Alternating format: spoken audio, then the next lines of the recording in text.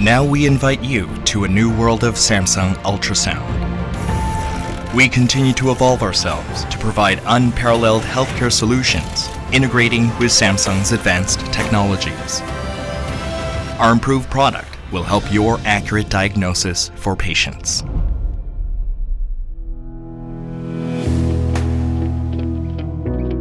Samsung Quality Management Center controls 4 inspection stages, from design check to quality control. From the design verification stage, we simulate with a supercomputer and a repeated diagnostic system for product quality.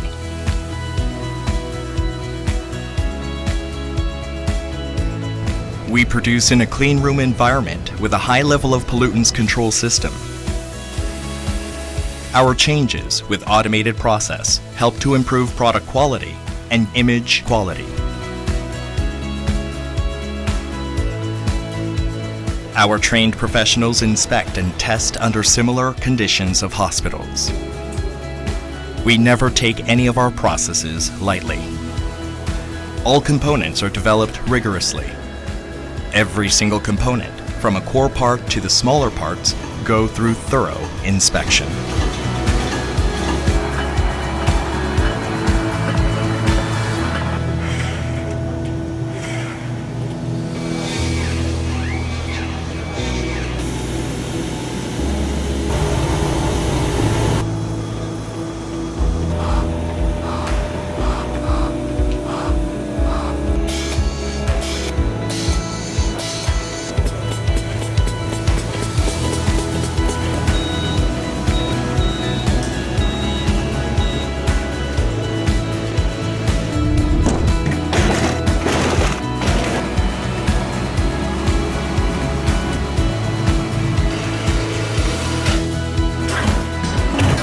Our ultrasound system passes more than 1,100 product quality tests. And finally, we deliver our Samsung Ultrasound with consistent image and reliable performance.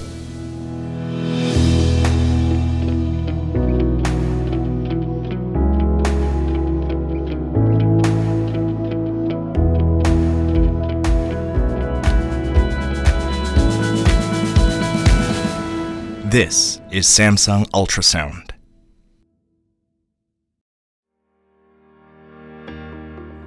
Good morning, delegates of PCR's 73rd Annual Convention. You are joining our second day of Mini Learning Symposium exclusively presented by NPK Medical Trading Incorporated. This is still your program facilitator, Floribel Revis, NPK's Corporate Events Consultant. Before we move forward on the learning session, allow me to have a few minutes and introduce the product manager for Premium Ultrasound of NPK Medical Trading Incorporated.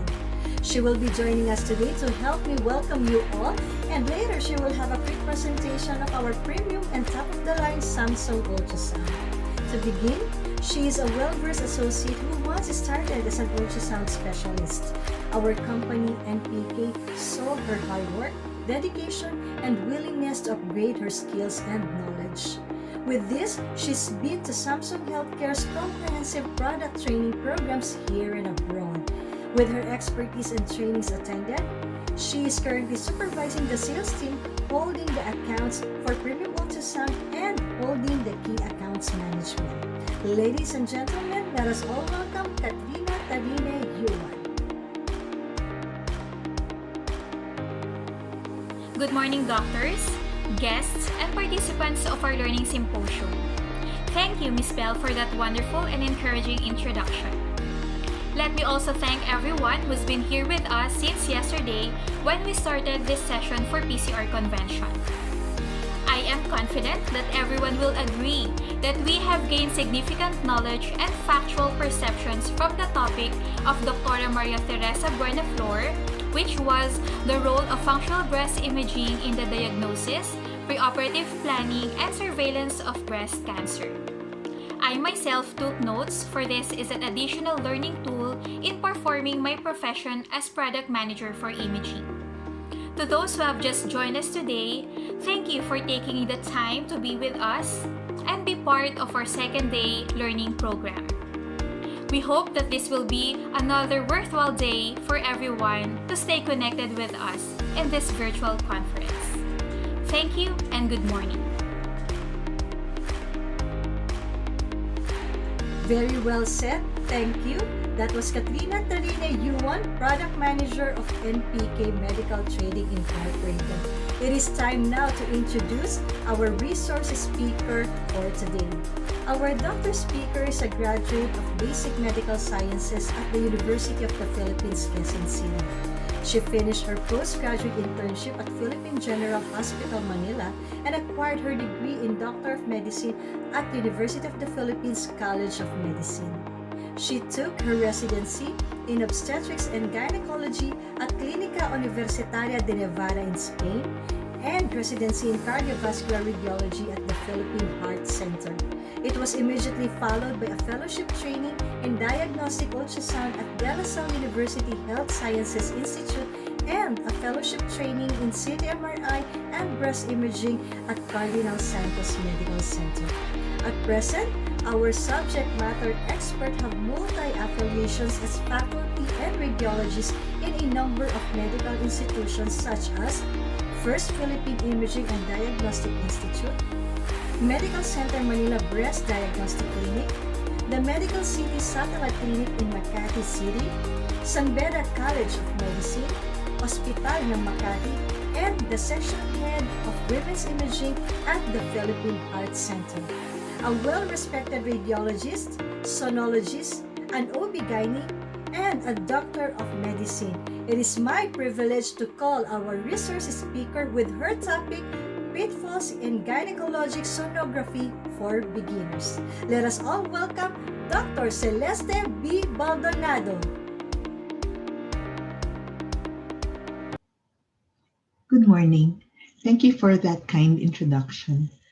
I'm delighted to be able to share with you a lecture which I attended some 8 years ago on uterine findings on ultrasound that may simulate disease. If I were to give this lecture in Tagalog, I would have entitled this one, Dead Maka na lang. Why? Because there are some findings that simulate disease and we would just have to say normal. That's exactly the title of the lecture that I attended some years ago by Dr. Patel, and I'm incorporating some of his ideas in this lecture. The objectives are the following. We will try to review some basic anatomy and physiology of the female reproductive system. We'll also review the technique of pelvic scanning using the transvaginal approach, as well as some guidelines.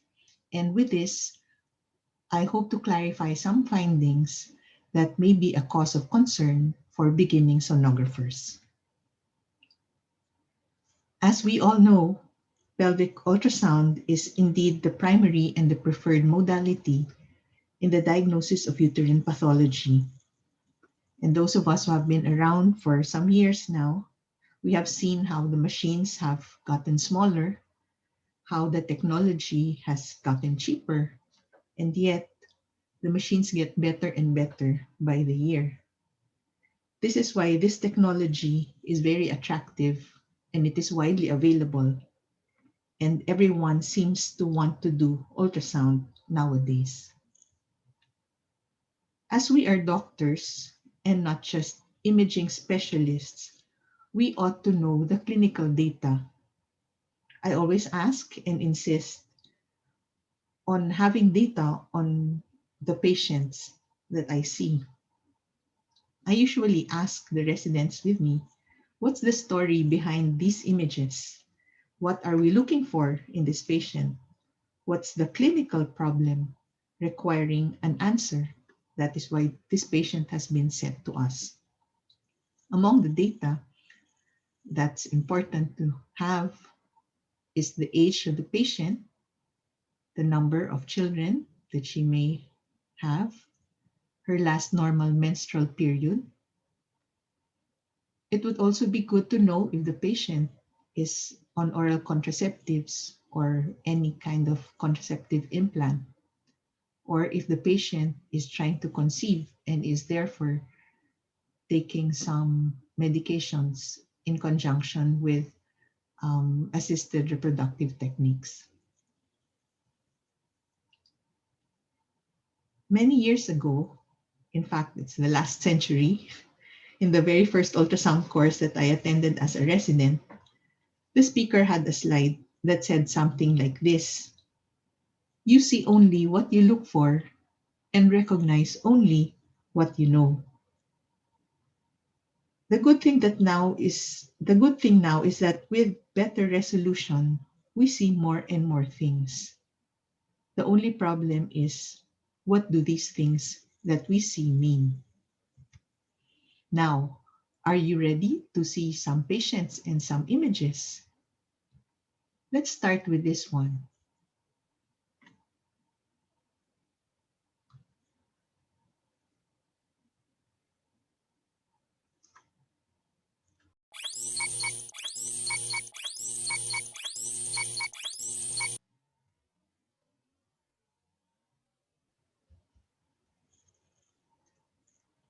I cannot overemphasize this fact.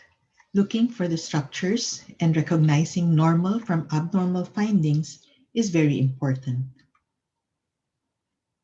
Failing to recognize things can give you a headache. And if you don't recognize a normal structure, you can give the clinician a headache because of your report. We have to see things in their context. An image always has a clinical context. There are actually overcalls. There are two types. One are those physiologic changes that we fail to recognize as such, and incidentalomas that are potentially confusing. At the bottom of it all, we have to ask ourselves, does this thing I am calling the clinician's attention to really matter? Let's consider the transvaginal route for pelvic imaging. This is a diagram which shows the vagina in sagittal section. The patient is supine, and this is how we can imagine the inside to be. The urinary bladder is our guide for orientation. It is useful to identify the bladder in order to make sure the image is not reversed. You can also check uterine position properly and comment on the laterality of a finding. Now, let us use the urinary bladder to help us identify the position of this uterus.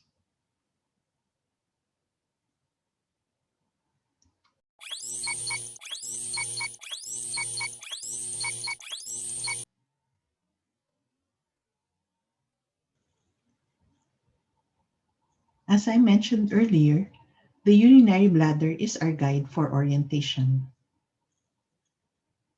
Here's the standard view. We know the fundus is pointing towards the anterior portion of the patient's body.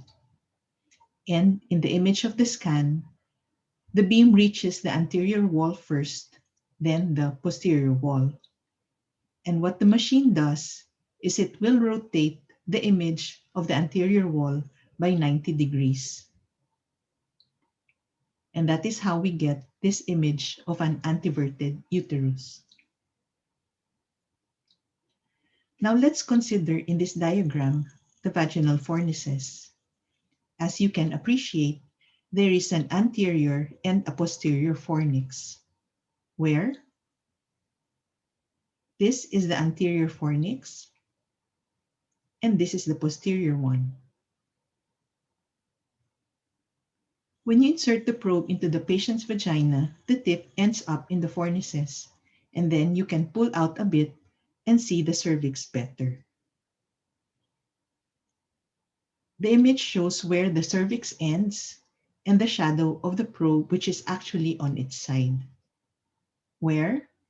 This is where the cervix ends, and this is the shadow of the probe, which is actually on its side. The echogenic part here is the string of an IUD. You can actually use that to your advantage to optimally see the uterine fundus and the endometrium. Now here's my next question.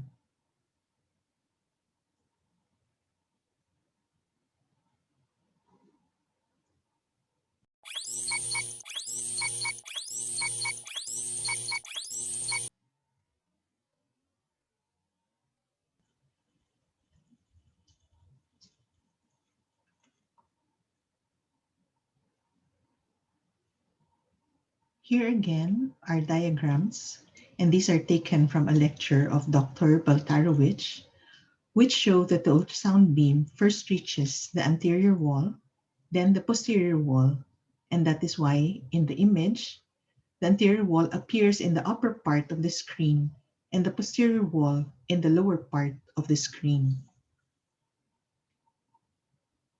So in this case, this patient has a calcification in the anterior wall in what seems like an anteverted uterus. Now let us consider this image.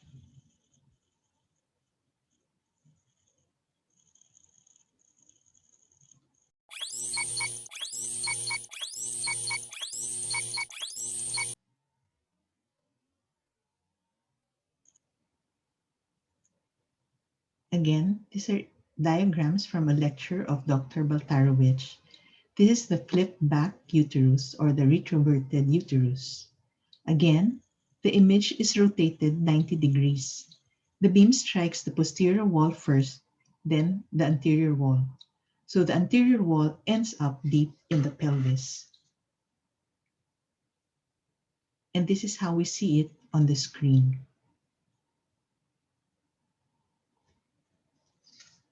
And so in this image, the calcification is still in the anterior wall. Actually, it's the same patient with these two images. So the lesson here is, don't worry if you get a patient on follow-up and you see that in the previous scan, the uterus was reported anteverted, and now you see it retroverted. There will be few of those instances, but know that some attribute it to the laxity of ligaments, others to the amount of pressure the sonographer puts on the probe, and some on whether the probe is in the anterior or in the posterior fornix. Now, having said this, it would still be important for us to comment on the retroflexed uterus. No one does any surgery now to correct a retroverted uterus, but still, it would cause difficulty, for example, in the insertion of an endometrial biopsy device.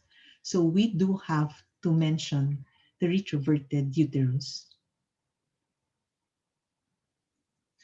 Now, having settled that, let's go to an important concept. Here is an image of a cervix. Now, what do you think of this cervix?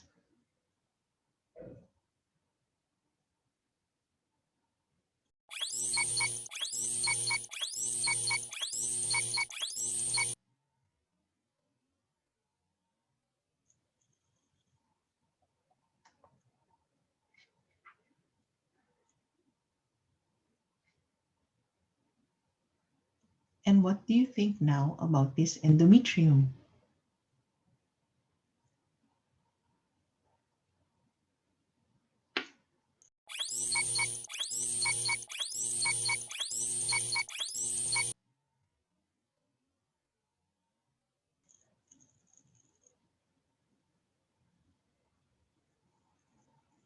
And what about this ovary?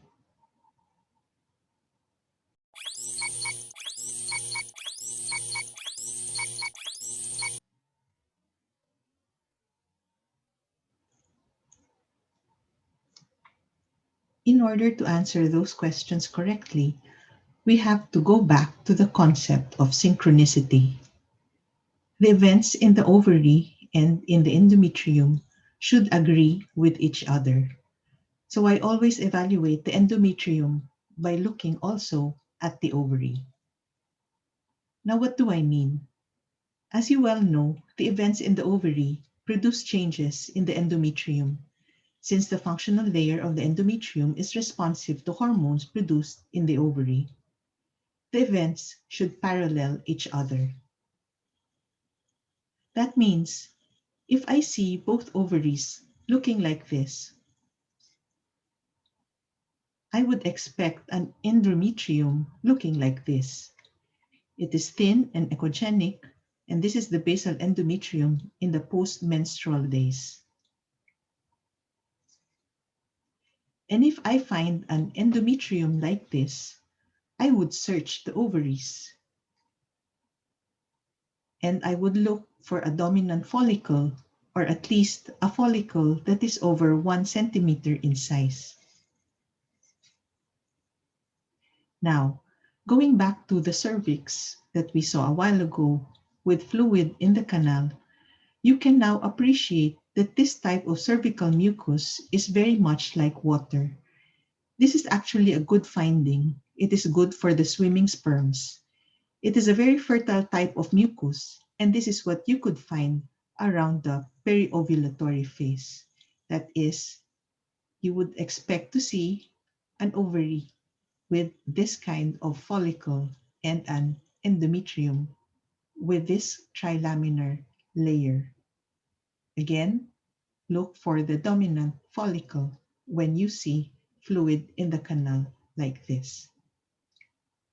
Now, if I find something like this in the ovary,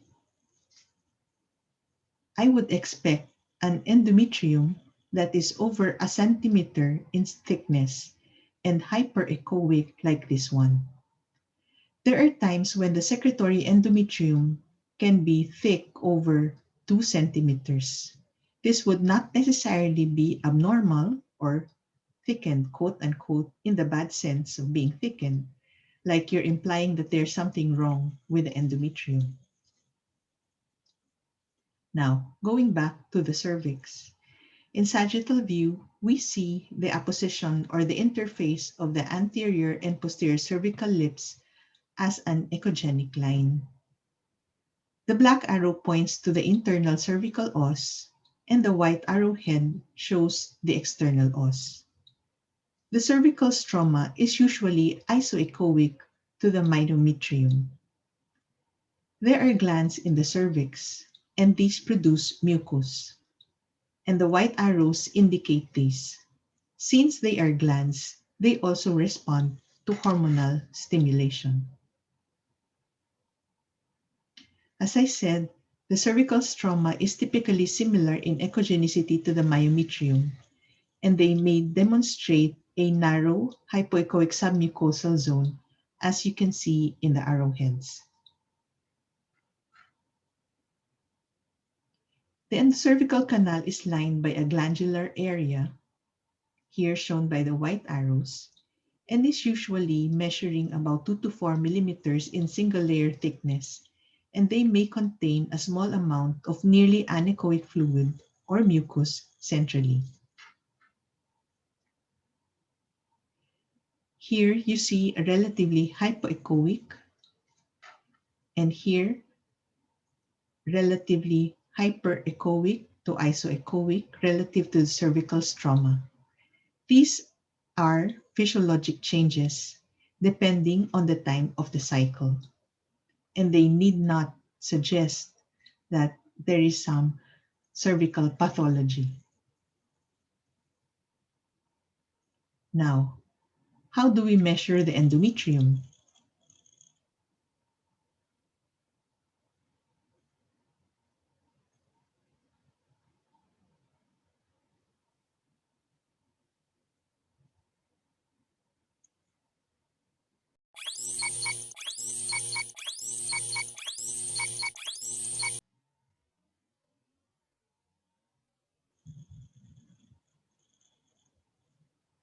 Now, how do we measure the endometrium, for example, in the 60-year-old woman with vaginal spotting?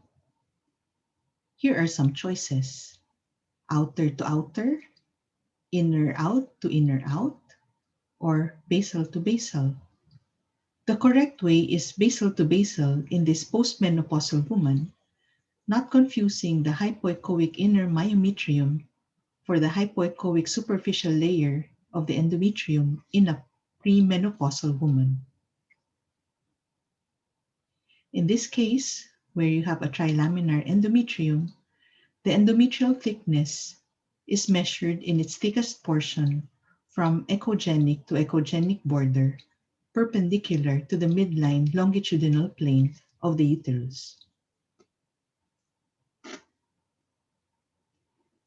In this case, the endometrial thickness is measured at its thickest portion as the distance between the echogenic borders perpendicular to the midline longitudinal plane of the uterus. Now, how thick is thick? When would one consider the endometrium thickened in an abnormal way? Well, the numbers will depend on the situation of the woman. If the patient is postmenopausal and is bleeding, an endometrium greater than 5 millimeters would warrant a biopsy. The same is true for a patient on tamoxifen. However, if the patient is postmenopausal and not bleeding, you can go up to 11 millimeters. In the patient who is still menstruating, the endometrium can go as thick as 15 to 16 millimeters, most books say. In my practice, I usually look at how big the dominant follicle is and use that as a guide for how thick the endometrium can get without my being alarmed with it. Again, I would certainly ask the lady if she has any bleeding that causes her concern and use that as a guide in making my decision to call or not to call an endometrium thickened in a woman still of reproductive age. The best time, of course, to measure the endometrial thickness in a patient who is still menstruating in order to rule out endometrial pathology is around day 5 of the cycle, counting the first day of menstruation as the first day of the cycle. Now, what about fluid in the cul-de-sac? The female pelvis is a complex and ever-changing area of the human body, and the pouch of Douglas is a particular area of contrasts. Also known as the cul-de-sac, the pouch of Douglas exists between the uterus and the rectum and is the most dependent area of the pelvis, and this is where fluids pool.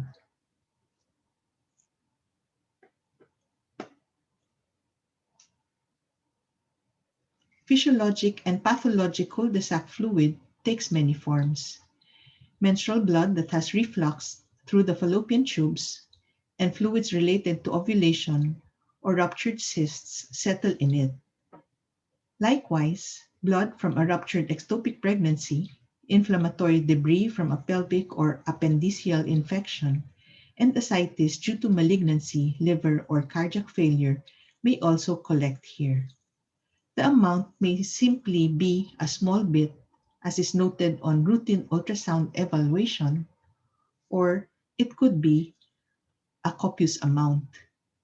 I usually comment on any fluid I see in the cul-de-sac and mention if I think whether it is physiologic or not, taking note of the time in the woman's cycle when I find it. Now, these guys are everyone's favorite in the cervix.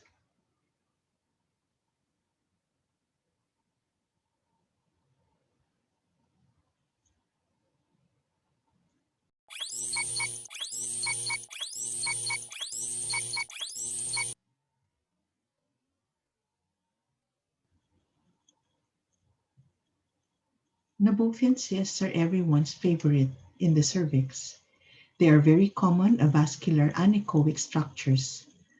I have gynecologist friends who advise me to please tell radiologists not to mention these in the impression because women or their husbands usually get alarmed by the term cyst and they end up running to the gynecologist for nothing. Sometimes the Nabothian cysts line up the cervix and simulate pathology. The cervix itself can look heterogeneous because of them. And they can cause concern like this when they are many. It is good for us to know that the cervix is lined with glands and cells that release mucus, and the glands can become covered by squamous epithelium. When this happens, the secretions build up in the plugged glands and they form the Nabothian cyst. And this is an example of a buildup of secretions plugging the gland. And this is how they look like on colposcopy. While we're in this, let me just mention that ultrasound is not the tool for screening cervical cancer. It has always been the pap smear. So don't get so hung up on the cervix and advise your patients to get the pap smear and the colposcopic examination. Now, one of the clues we have to detect pathology in the cervix is to assess whether there is a focal vascular pedicle that goes to an area of concern, because cervical polyps can demonstrate that finding. That would be a compelling evidence coupled with clinical symptoms. But of course, the gynecologist would have already done a speculum examination and would have seen it even before your transvaginal scan. You can actually ask the patient about it. What would be also good for us to know is that cervical polyps are made of different material than endometrial polyps. Cervical polyps are made of fibrous material, so they are not precursors to cancer, whereas endometrial polyps are considered precancerous lesions. Cervical polyps are not necessarily removed unless a patient is symptomatic. Now here's my last question. This is a sagittal image showing a finding in the lower uterine segment. What would you do?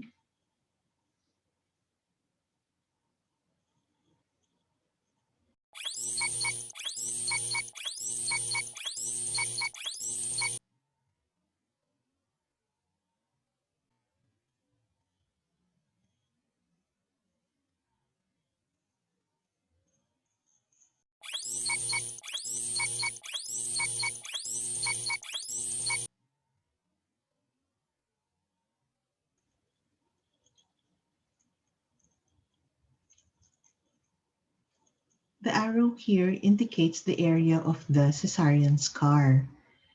You can verify it with the history of the patient that she underwent cesarean section. This is a common finding that you may ignore.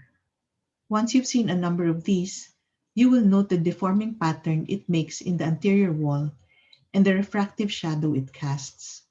Cesarean scars can be hypoechoic or echogenic. Echogenicity reflects fibrosis in that scar. During the periovulatory period, the endocervical canal contains mucus with a high fluid content, and this provides excellent contrast, and sometimes it can even demonstrate the cesarean scar defect.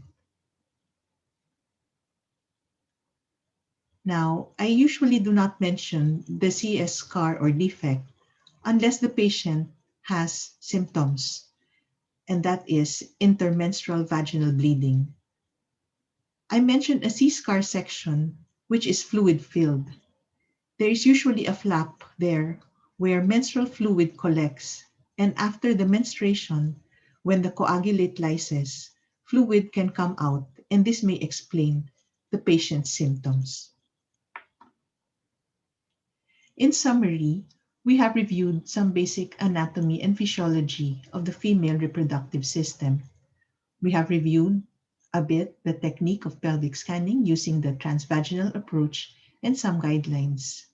And I hope that with this, I have been able to clarify some findings that may cause concern for beginning sonographers. And I thank you for your patience, and I hope you have enjoyed this lecture.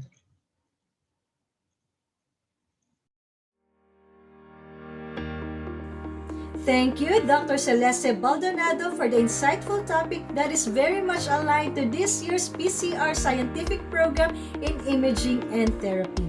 As part of today's symposium that I have mentioned earlier, we are presenting to you our premium and top-of-the-line imaging equipment from Samsung Healthcare. Please stay with us and watch the next video as it highlights the unique capability, features, and technology of Samsung Ultrasound. To present this, let us welcome back our product manager, Katrina Tarine Yuan. There are 3 factors that are essential in a premium level ultrasound systems: imaging quality, advanced diagnostic tool to increase diagnostic confidence, and workflow efficiency to reduce workload of healthcare professionals. Based on these 3 pillars, we adopted Samsung's unique imaging technologies, AI, and user experience of RS85 Prestige, our premium product for radiology. Samsung is working hard to provide best technologies to meet your ultrasound needs. I'm going to pass it over to Sarah to present Samsung RS85 Prestige. Thank you. Meet the RS85 Prestige ultrasound system. This enhanced system represents a revolutionary change in advanced diagnostics. RS85 Prestige was designed to deliver the ultimate scanning performance. In the next several minutes, I'll walk you through the many features and benefits of the system, including a number of tools for liver analysis. As VP Bong talked about, Samsung has gathered technology DNA for more than 50 years as a leader in consumer electronics. That technology leadership is built right into the Prestige system. It's how RS85 Prestige is able to effortlessly deliver consistent, superb image clarity, impressive depth of penetration, and increased color sensitivity. Everything about Prestige was created to be easier to use for the sonographer and to enable a more efficient diagnosis for physicians. The oversized ultra-high resolution monitor enables examination with a wider view at a glance. The touch screen can be adjusted to the user's view within any scanning environment. A customizable touchscreen interface makes it easy to move frequently used functions to the first page. That makes the system easier to operate, and it also keeps the focus on the patient instead of the system. The 6-way adjustable control panel enhances the work environment to reduce repetitive motion stress. In off mode, the panel returns to the home position for easier mobility. A single pedal controls the central lock mechanism to conveniently secure the console in place. This makes for more efficient movement while scanning procedures are being performed. 4 swivel wheels allow for easy steering. A locking function keeps the system in place. Exceptional image clarity and penetration is built upon Samsung's innovative crystal architecture. Crystal architecture is built upon a combination of innovative beamforming, sophisticated image processing, and advanced S-view transducers. The result is clear, uniform, and high-resolution images like these. These clear images mean diagnostic confidence on even the most challenging of patients. Ultrasound professionals can return their attention to the individual patient without needing to excessively manipulate controls. Crystal Pure image processing delivers sophisticated 2D and increased color sensitivity. That provides for more confident assessment of blood flow within anatomy and pathology. Crystal Pure provides a number of additional features. These include Shadow HDR, which suppresses shadows and enhances clarity and grayscale images. Here's a side-by-side of a liver image without Shadow HDR and one with it, Shadow HDR. HQ Vision compensates for the natural signal distortion as sound propagates through tissue to display maximum pixel sharpness. Here's a side-by-side comparison of an image of the same wrist without HQ Vision and with it. MV Flow is another sophisticated feature. It uses advanced Doppler technology to provide detailed documentation of microvascular perfusion in the tissues and organs. Here's an example of a kidney image with MV Flow, and here's one of a breast image. The last feature I'll highlight is LumaFlow. LumaFlow is really helpful in that it displays a three-dimensional-like appearance to 2D color Doppler. The result is an enhanced spatial comprehension of blood vessels. The image on the screen is of a liver using both LumaFlow and S-Flow. S-Flow is a highly sensitive directional power Doppler that's excellent for assessment of slow blood flow. RS-85 Prestige has a number of built-in intelligence technologies to further assist ultrasound professionals and make for more confident assessment of anatomy and pathology. These advanced technologies include liver analysis tools. These tools are designed to make it easier to calculate hepatorenal index and to assess steatotic liver changes, tissue attenuation, and backscatter. The first technology is called EasyHRI, with HRI standing for hepatorenal index. This is a semi-automated process to quantify liver steatosis by comparing echogenicity of liver parenchyma to renal cortex. EasyHRI positions 2 ROI on the ultrasound image, liver and kidney, to calculate hepatorenal index.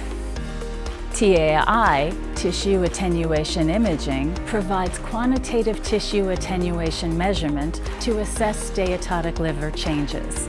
TSI, tissue scatter distribution imaging, provides quantitative tissue scatter distribution measurement to assess steatotic liver changes. S-shear wave imaging is another of these advanced intelligent technologies. It allows for the non-invasive assessment of the stiffness for tissue and/or lesions in various applications such as liver, breast, MSK, and prostate. Color-coded elastogram, quantitative measurements, dual or single display option, and user-selectable ROI functions are especially useful for more confident assessment of liver or breast diseases. S-Detect is another technology for standardized reporting and classification of lesions for the breast and the thyroid. For performing liver and prostate interventional procedures, RS-85 Prestige gives you a wide range of precision technologies, including fusion and needle tracking guidance. S-Fusion for the liver is a technology that enables simultaneous localization of a lesion. It uses real-time ultrasound in conjunction with other volumetric imaging modalities, such as side-by-side MRI. Samsung's auto-registration helps quickly and precisely fuse the images, increasing efficiency and reducing procedure time. S-Fusion enables precise targeting during interventional and other advanced clinical procedures. In addition to these advanced assessment tools, Prestige was built to enhance productivity and facilitate workflow. The goal being to support daily procedures by reducing keystrokes and combining multiple actions into one. SonoSync is one of these workflow solutions. SonoSync enables real-time image sharing for collaborative communication. It allows care guidance and training between doctors and sonographers, regardless of their location. It also includes voice chatting and real-time marking function for efficient communication, and the multi-view function is included to monitor multiple ultrasound images on a single screen. That's the RS-85 Prestige from Samsung. It delivers exceptional imaging performance, ease of use, and superior intelligence. It's the revolutionary change in advanced diagnostics that you've been expecting. Thanks for joining me. Thank you, Katrina. We hope everyone's got to see the latest innovation in imaging brought to us by Samsung Healthcare through our product management. Before we call it a day, allow me to thank you once again for connecting with us through this virtual symposium. It has been 2 productive days of learning and progress, and as I always say, it is always our pleasure to be hosting series of programs with PCR, the society that's close to our heart. We still have 1 more day for tomorrow, and this time we will have a foreign speaker who will forefront our learning symposium. We are looking forward to have you all once again, and feel free to invite your fellow delegates to join us tomorrow. Once again, I am Floribel Ravis, your program facilitator, saying thank you everyone and have a great day ahead.